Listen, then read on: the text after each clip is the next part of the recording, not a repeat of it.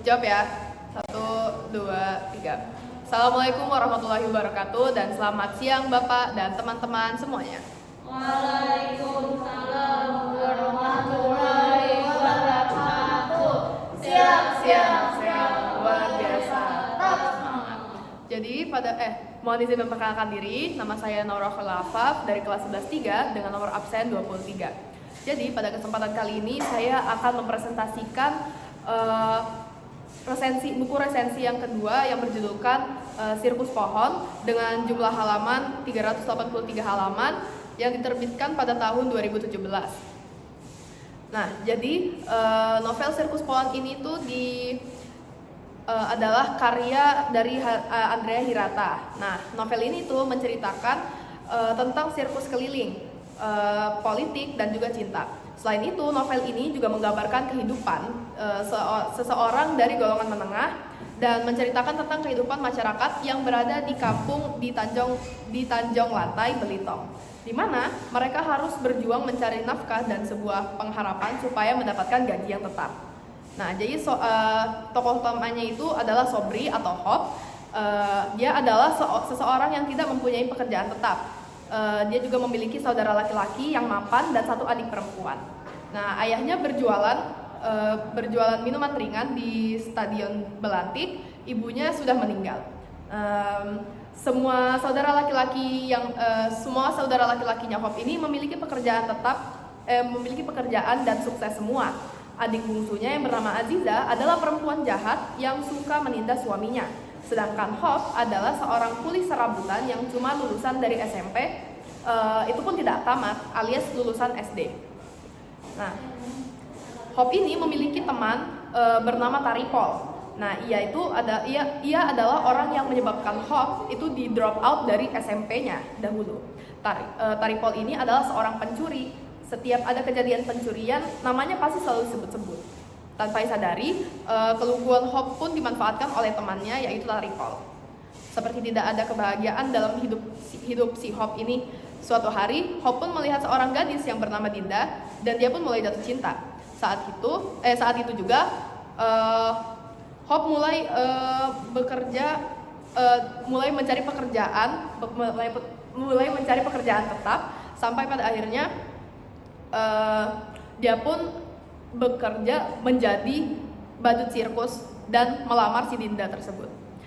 Nah, dalam novel ini juga menceritakan tentang Tara dan juga Tegar yang bertemu di pengadilan agama karena perceraian kedua orang tua mereka, dan mereka berdua menyimpan kenangan pertama mereka bertemu di masa kecil sampai mereka dewasa dan saling mencari. Ada banyak yang diceritakan dalam novel ini. Sosok yang begundal kayak Taripol, habis itu penguasa kampung, Gastori, dan sosok-sosok lainnya juga. Nah, setiap sosok yang diceritakan ini memiliki cerita yang berbeda-beda.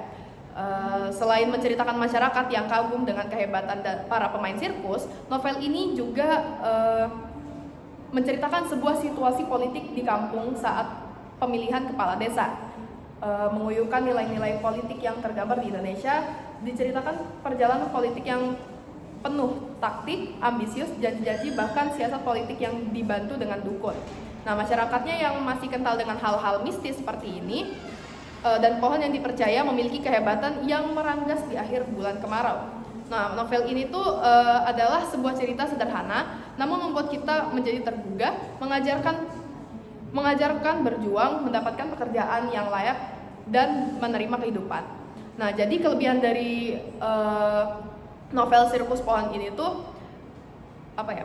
Yang pertama adalah saling berkaitan meskipun mengupas kehidupan tokoh-tokoh yang berbeda.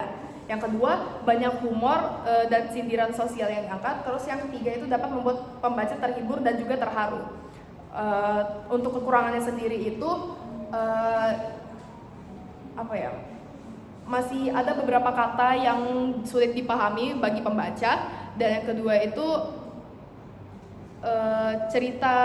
ceritanya tuh loncat-loncat gitu loh per bab, dan yang ketiga isi dari suatu babnya itu kadang sedikit. Nah, jadi kesimpulan dari novel Sirkus Pohon ini adalah novel Sirkus Pohon ini tuh berhasil membuat pembaca tertawa, terharu, sedih, atau bahkan terbahak-bahak karena cerita yang ada di dalamnya. Ada banyak aspek dari novel ini yang sebenarnya dapat kita ambil sebagai hikmah, seperti tentang kesabaran, perjuangan, mendapatkan cinta, bahkan pelajaran tentang kampanye politik.